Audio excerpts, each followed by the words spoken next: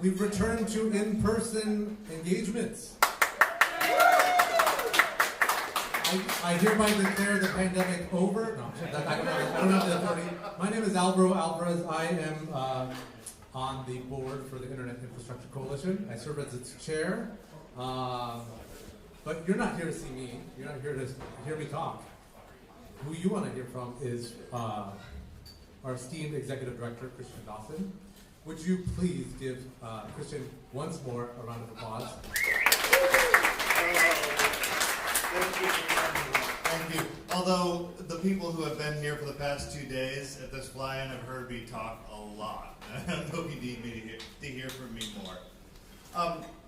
But I do thank you very much for being here with us for our Champion Internet Leadership Award ceremony. This is, I believe, we haven't missed a year on the award ceremony. So this is the 11th one that we've done. Last year we had our 10th anniversary. And we had a big party here with thanks to Michael Petricone from CTA for letting us use this fabulous house. We did it here last year. It was a huge bash. And there was something really special about 10, but there's something really different about 11. Like, you know, reaching 10 years. Well, reaching 10 years, that was a milestone. But it feels like 11, like you start to be an institution. All of a sudden you realize we're sticking around. We made it past the hard part, and we're at the point right now where we are in the fight that we're going to need to continue to do for the continued evolution of the free and open internet that we're there to protect. And we know from all the meetings we've been having for the past 2 days that it's a never-ending cycle of needing to educate legislators and regulators and engage with them time and time again, because they change over and over and over again. It's a never-ending cycle of not needing to make sure that the voice of the internet's infrastructure is heard, and that what we do is understood, so that as policy evolves, it doesn't evolve without us, but it evolves in collaboration with us. So that's what we're here for. We're here for our 11th year, and for me, that indicates that we're going to keep going and going and going, and we need all of your helps there to continue to go there with us. Today, we have 3 awards to give that from community members that have helped us do that, to make the internet a better, safer place together. And we are thrilled to be able to give out these 4 award winners, 3 awards for 4 award winners. And so I'm gonna go ahead and I'm going to talk about the first award. Then Alvaro is going to come up and he's going to talk about our awardee. Our first award is the Ron Yokobitis Internet Community Leadership Award. Ron Yokobitis is right there, and if you've been in his meeting, you've heard him talk. Ron can talk. But Ron has been doing this. He's been coming up and talking about internet policy for, I'm looking out at the room, for longer than a lot of people in this room have been alive. So he was here long before we were and knew the importance of making sure people understood this stuff so they didn't do really stupid things that were going to mess it up. And he made the internet a better, safer place through his actions. And it's why we named the award after him. And it's why we choose people from our community that are also taking proactive steps within their community to make the internet a better, safer place. And I am thrilled with who our board of directors has chosen this year to give the award to. So, to talk a little bit, say nice things about our award recipient, John Nevitt here, I'm going to ask Alvaro to come back up and talk a little bit. Thanks so much, Christian. And I think I neglected to even say my name when I came up here earlier. I apologize for that. Thank you, Christian. I've known John Nevitt for many years now. He reintroduced me to this infrastructure community, specifically the domain name space. And when I think about John Nevitt, when most people think about John Nevitt, they think about enduring concern. He is an enduring concern? No. He has enduring concern, and he really has enduring concern for the things that we do. He has enduring concern, sincere, he's a sincere, kind man, enduring concern for people's lives. He will remember all your names, he will remember your spouse's names, your children's names. He will know where they go to school, he will know their ages, and he really cares about the people that make this industry go. He thinks very hard. He is very thoughtful about making our infrastructure sound, reliable, and safe. And for that reason, and in honor of Ron, we give him this award this year. The board is so happy to do so, and I'm so happy to introduce John Nevitt up here. Thank you very much, John, for coming, and wonderful for Karen and Danielle, his wife and daughter, to make it here too. So, again, this year's Ron Yokobitis Award winner is John Nevitt. Come on up.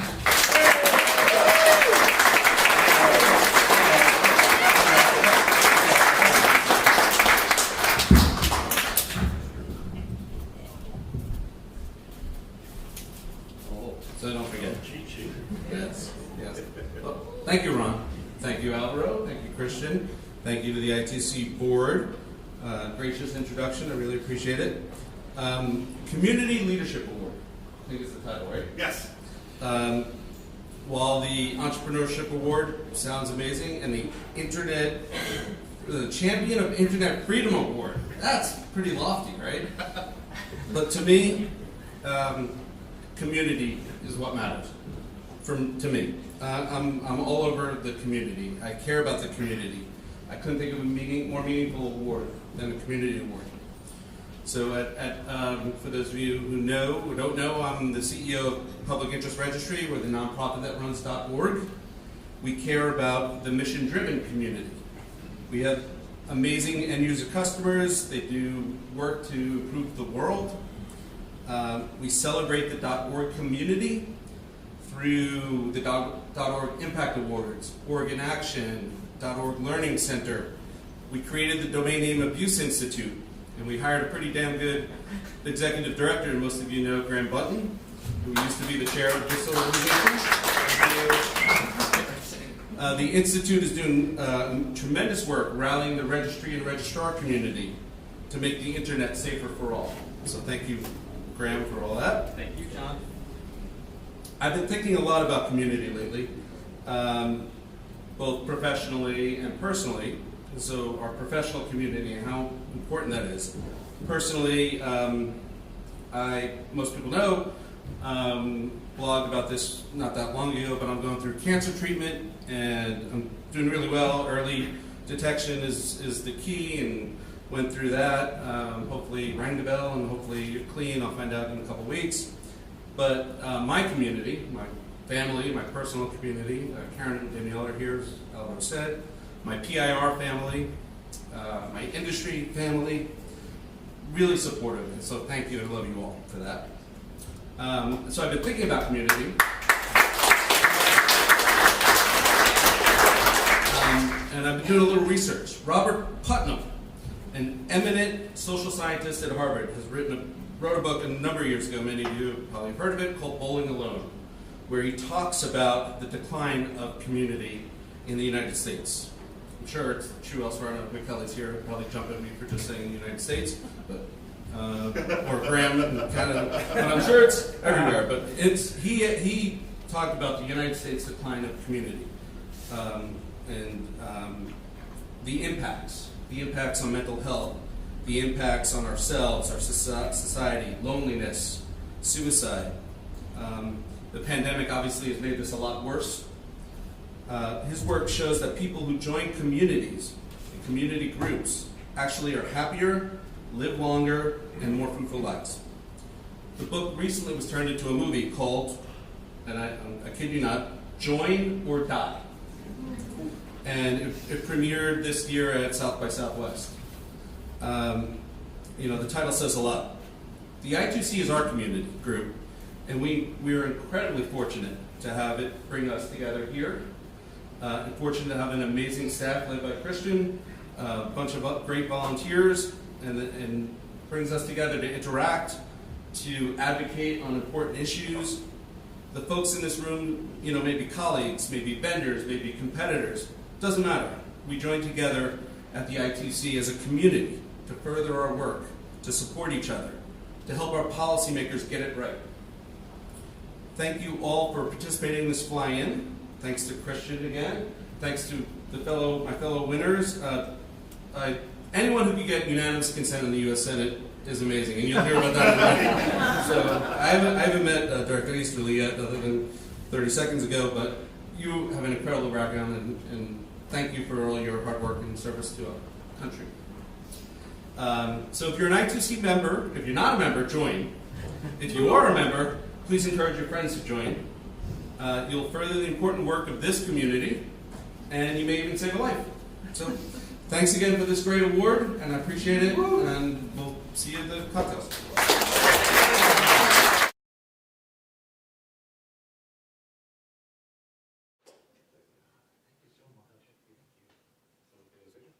Sure. Are we taking a picture? Yeah. Hey, let's slide over. Did you want to slide over? Okay. Here we go.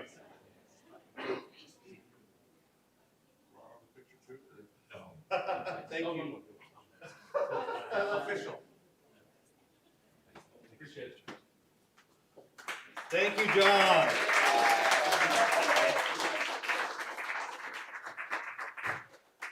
So I'm going to give out the next award. And the next award is the Carl Zimmerman Internet Entrepreneurship Award.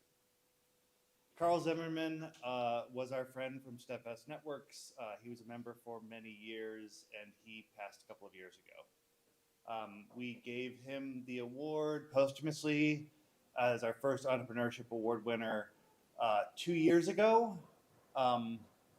And Carl was wonderful. Carl was one of the people that was one of the many types of people that run small to medium businesses in this space that really set out to help people achieve their dreams. The goal is to help people figure out how they can build their businesses online. And he was the type of person that would spend his life doing that day after day. So Carl's very important to us, and we miss him very much. Last year, John Barry who is here somewhere. There you go. Was our second Internet Entrepreneurship Award winner. And you also exemplified the types of internet businesses that we look to champion in this space. As we were talking to legislators, as we were talking to regulators, time and time again over the past couple of days, we kept on looking for realistic solutions that would scale down to meet the needs of the true innovators in this space, which are the small to medium businesses that we represent. And today I am very proud that our third Carl Zimmerman Internet Entrepreneurship Award winners are Tim and Aaron Timrahi from Shark Tech here. They are also the types of businesses that we want to be able to represent. And I was thrilled to have, after talking to you guys probably 100 times over the past 3 or 4 years, meet you in person for the first time this week. And we were participating in all these working groups, and every time some hand up and talking about how it impacts the smaller businesses, how the types of things we're talking about impact smaller businesses, putting your voice out there in ways that are really important. One of the reasons that we first got heavily involved with talking with each other on a regular basis was that they were dealing with the all too common issue in our space of dealing with fairly nasty copyright troll that was really causing problems with their business. And we spend a lot of time in this community trying to support each other in situations like that. And so we got a chance to really get to know each other through that process of trying to make sure that you guys know that you are a part of our community, that we can support you. And one of the ways we are very eager to support you is by making you this year's Internet Entrepreneurship Award winner. So please come up and accept this award. Thank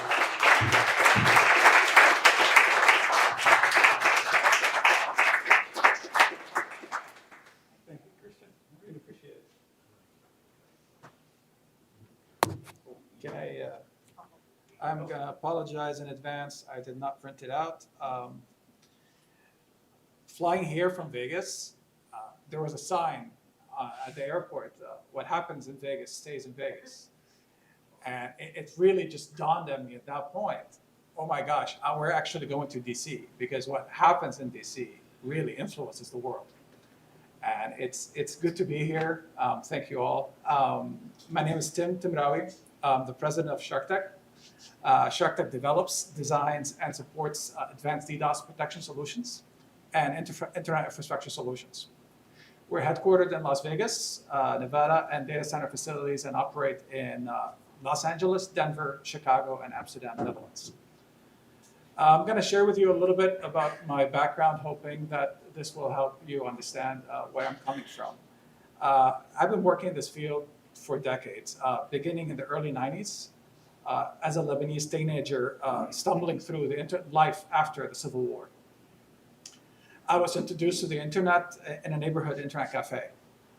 I was mesmerized by the ability to connect me with people all across the world. I spent most of my teenage years communicating with people who had backgrounds, ethnicities, and passions and points of views that were really different than mine. I even reached out to people in Israel, a country Lebanon is at war with, and found that out we were much more alike than different. It was a great place for me to find nerds that connected with, that I was able to share my passions with. Throughout the 90s, my passion to the internet drove me further into computers, learning more from online communities, chat forums, and my new e-friends. I wanted to learn what made the internet work and how it all connected together. I spent these years plugged in a way that few of my peers in Lebanon understood.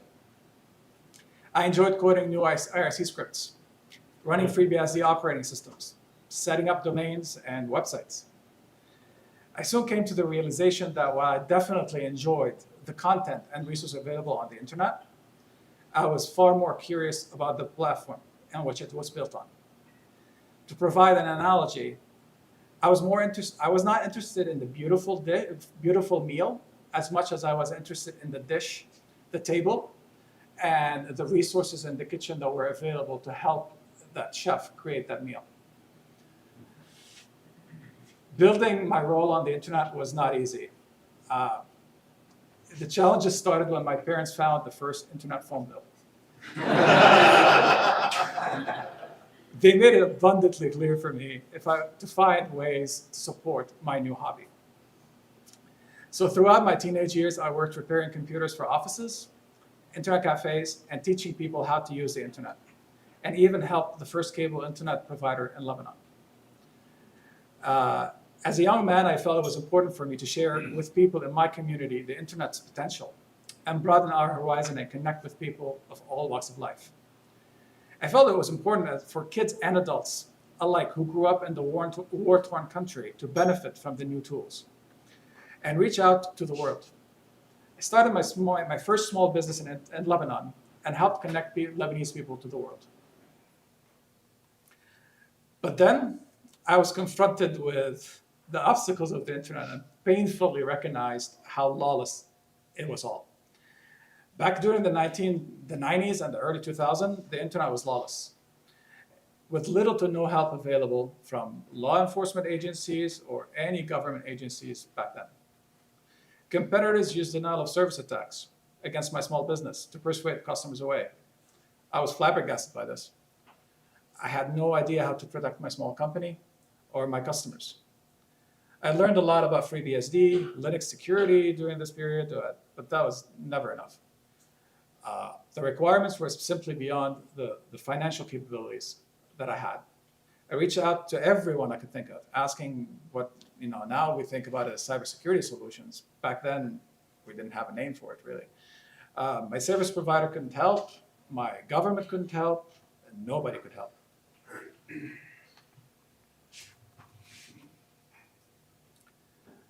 I wonder how many people out there in the world had the same problem. And how many were being silenced on the internet because they simply couldn't afford the protection that they needed. In 2003, after immigrating to the US, with a couple of $100 to my name, I started Shark Tech, using the skills that I learned and to help other businesses with this problem. I was thinking that I'm gonna save the internet. If I could help just a few people to stay online, to bring their message across, it would be worth it for me. Since then, Shark Tech has helped many small businesses launch their products, services to new markets. We help political dissidents, people that were oppressed by their governments and by their religion, to meet people that shared their beliefs and develop programs. We help people with ideas for solutions, for business solutions, to find colleagues online and develop these solutions and help them find new ways to attract customers. We also help friends connect. In the midst of 2008, in the midst of all this mess of running a small business and through MySpace, I met this lady. I tried explaining to her one night what I did using lip gloss and bar napkins. I wasn't successful, but she really saw through the passion that I had for what I was doing. In time, she took over the administrative tasks from me for the company. It's something I loathed, but she was really natural on it. So I'm a very lucky man to find a partner in life like her, that I'm able to share with her my passion, and she's able to fight with me on this road. For me, the internet is a way to connect the world. A way to allow a person with idea, passion, drive to build a new business from their garage somewhere and make the next big thing happen. A way for a kid from a war-torn country to know what life is over the horizons and learn beyond what's locally available. A way for a confused child to find somewhere online they belonged. A way for a oppressed to speak out of the atrocities committed against them. And most of all, a way for people to understand the meaning of freedom. I guess what I'm trying to say, despite all the ugliness we see, internet is a beautiful tool that has allowed us to collaborate across vast physical and ideological distances. It allowed a kid like me to find his passion beyond the confines of his national borders. Collaborate with people from all over the world. The internet, with all its warts, is a precious tool. In 2023, we recognize times are changing. The internet is more mature now, and it's an essential tool with huge economic impacts. As the United States government and the governments all over across other nations are considering new regulations, I hope small businesses like mine and many others are taking consideration to ensure our future internet remains a great incubator for freedoms and new ideas to take us further. We need to find ways for small internet businesses to participate in the national dialogue of decision making, as well as the giants of our industry. Finally, I want to thank the i2Coalition for this honor granted to me today. I also want to bring attention to the i2Coalition, to its outstanding staff, Christian Dawson, Ann Morton, Jennifer Price, and everyone at i2Coalition. I know that it can be a thankless mission for you. Your ability to represent small companies like mine to lawmakers, explain the internet infrastructure, and the many various ideas and point of views of me and my colleagues into a coherent policy position is a daunting task. We, the members of the i2Coalition and the internet, owe you a huge debt of gratitude. So thank you.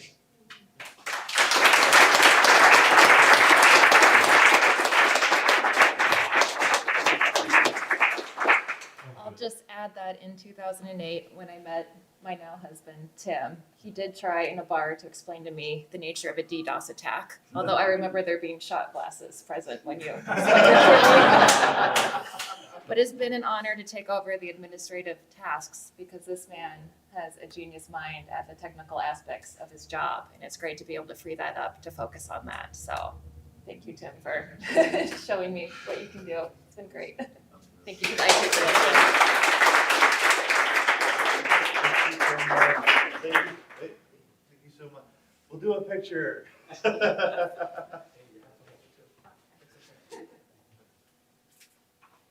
Beautiful picture. Thank you. One more photo. Official.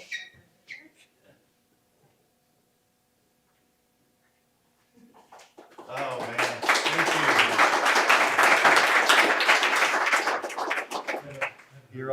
Your all's words are too kind, too kind. It's an honor to work with companies like you guys. Absolute honor. And it is so important for us to keep doing the work that we're doing so that we can continue to make sure that internet businesses can continue to be made in basements and dorm rooms in the middle of nowhere. And that's why we do what we do. We are thrilled to do it in collaboration with legislators and regulators that help us to make sure that the things that we talk about get done in positive ways.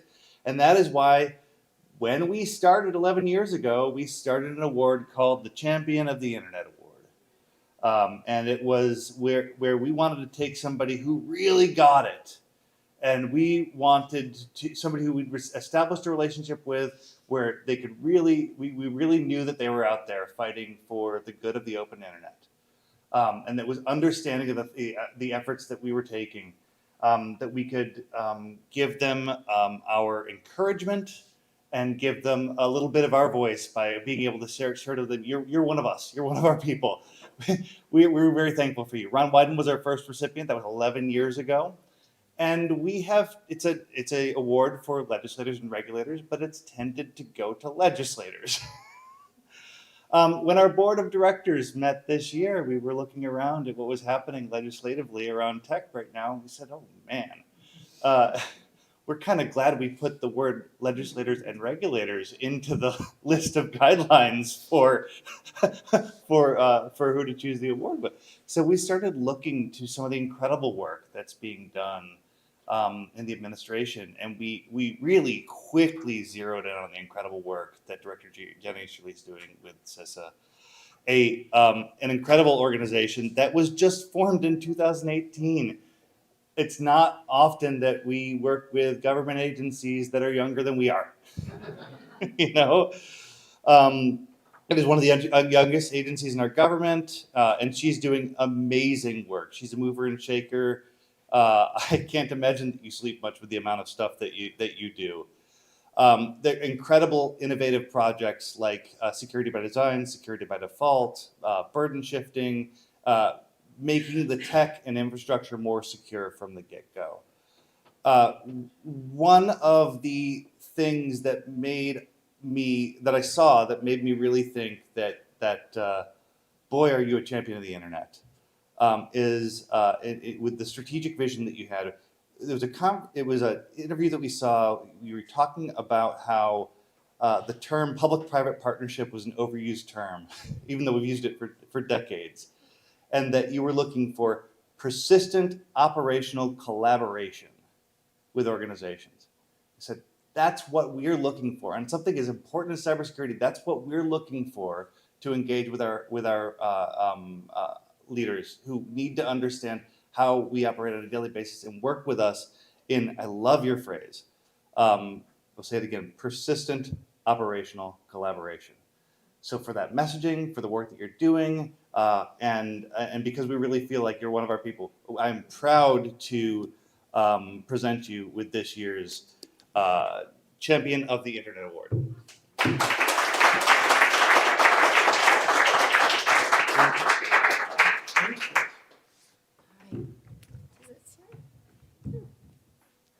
All right, I'll hold it. Hey, everybody. First of all, thank you very much for that warm welcome. It's great to be here. And congratulations to John and Tim and Aaron. Pretty amazing. Keep doing amazing things. Really, really cool to be here. You know, freedom, the whole idea of internet freedom is really what's most fundamental to me and really in terms of being an American. And so this award, the Champion of the Internet, as someone who spent my life in service and most of that time in uniform, in both peacetime and combat, I know what everybody realizes that, you know, freedom is actually not free. It has to be safeguarded and protected. And when it comes to the internet and the information technology that underpins the critical services that Americans rely on every hour of every day, it has to remain open and secure as an engine for both growth and innovation. And that's what I2C is all about. That's why I was so pleased to hear about this award and so grateful and honored to be chosen for it. You know, I love this time of year in particular because I'm always inspired by the thought-provoking and insightful speeches that are given on campuses around the country. And this year was more meaningful to me because 2 weeks ago I got to attend my son, my only child's high school graduation, which was pretty awesome. But one of the commencement addresses that really resonated with me was Tom Hanks. I don't know if anybody saw that, gave one at Harvard. And it focused on the American way. And he noted that this is really the continuous construction of our more perfect union, a union that respects the truth and the law and the rights of all. And he noted that it's a job that will never be completed, but one that requires rigorous attention, unwavering focus, and all hands. And in that spirit, I'm so proud to accept this award on behalf of the women and men of CISA who every day focus on the safety and security of our nation, a nation that respects freedom and truth and celebrates innovation and ingenuity free from threats of censorship and authoritarian governments and malicious cyber actors. And while we are a new agency, we've been focused on this work since we were established more than 4 years ago. So I want to just briefly touch on 3 examples. First, several years ago, we realized that there were organizations that were vulnerable to cyber threats that really had no idea of their exposure, nor did they have the resource to address these threats. I think Tim talked about some of these with small businesses. So we work with Congress and the privacy community to help shape legislation that provided us with new authorities that allow us to identify and contact organizations that have vulnerable devices connected to the internet and then render them support if they requested it. And this was a critical gap that we needed to close, and we were able to do it by partnering to prioritize security and privacy at the same time. And I know that congressional partners and congressional work is a lot of what you all do here, and it was really great to be able to work with people who understood the importance of what we were trying to do and get it passed in legislation. Working together, and that's really the key, is we can make ourselves more secure.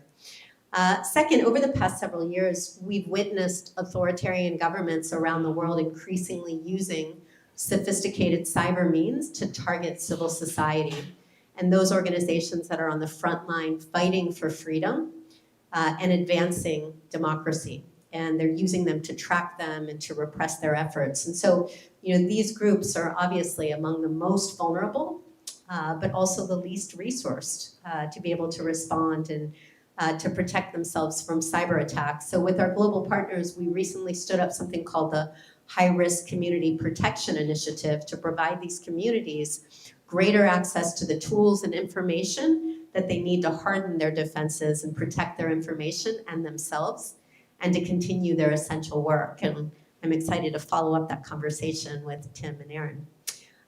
Finally, we focused heavily on something that Christian mentioned, which is this idea of technology products that are secure by design. We rely on tech daily, and we need it to be as safe and as secure as possible. And far too often, we've allowed safety and security to take a back seat to shiny new features or speed to market because of competition. We really believe at CISA that this has to stop. Together, we have to ensure that technology manufacturers take ownership for the security and safety outcomes of their customers.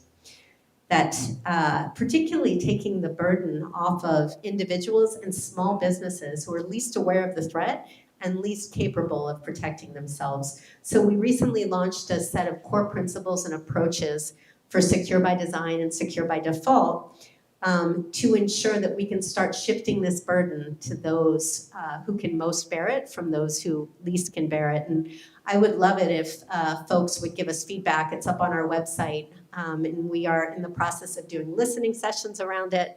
And I think it would be fantastic to hear from this community in particular about thoughts on how to build technology products that are safer and secure from the beginning. You know, in his address on the American Way, Tom Hanks asked the important question, if not us, then who? So if we're not willing to continue to fight for internet freedom and to every one of us be champions for the internet, then who will? So to the i2Coalition members, I really want to thank you for the unwavering defense of the internet. I want to especially highlight the significant work that you've been doing on data security, on data privacy, and internet governance through partnership, and as you said, collaboration. I'm particularly excited about building our collaboration and partnership because at CISA, we are committed to cyber defense and infrastructure security through persistent operational collaboration. And I want to take this opportunity to just recognize you, the entire team, for the outstanding work and celebrate the power of harnessing the shared focus and mission together. So thank you so much for everything that you do. You know, if we're not willing to work together to protect the nation and our technologists and our innovators and our citizens from cyber threats and all of the threats to our internet and infrastructure, then who will? So I thank you for the great partnership, and I encourage you to keep working with the government and us and continue the amazing work that you all are doing for a safer, more secure, and more resilient internet ecosystem. Thank you so much.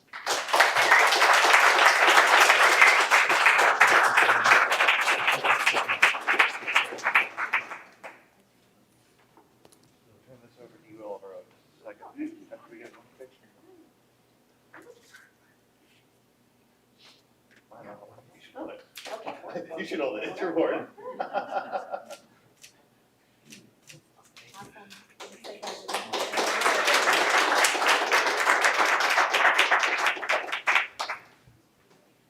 And I'm back. So I wanted to thank, first of all, this is a tremendous gathering. I really have enjoyed meeting many people who I didn't get a chance to meet in person until this week. Tremendous work up on the Hill, tremendous work making friendships, collaborating. And I really enjoyed, working with the awardees on this great event. I also wanted to honor Texas.net for sponsoring the drinks that are right here and available to you right after this event. And of course, it's been said so many times, but it's worth repeating the tremendous work that the coalition does for all of its members. This executive staff just is impeccable. So thank you again to the executive staff on behalf of the board. I think we're going to close this out. Christian, do you have any more words to say? My only other note is that we also have a sponsored live feed from Recorded Future, so thanks to Recorded Future for that. Our members are having a little bit of an after party, so have some beers here, but then members can join us at the Hawk and Dove for a final round after we leave the wonderful CTA house. I got one question. How is the coffee in Lebanon? It's coffee. Okay. Well, That's all I can think about. as my sister used to say about every Christmas, I think this is the best meeting we've ever had. So, thanks, everybody.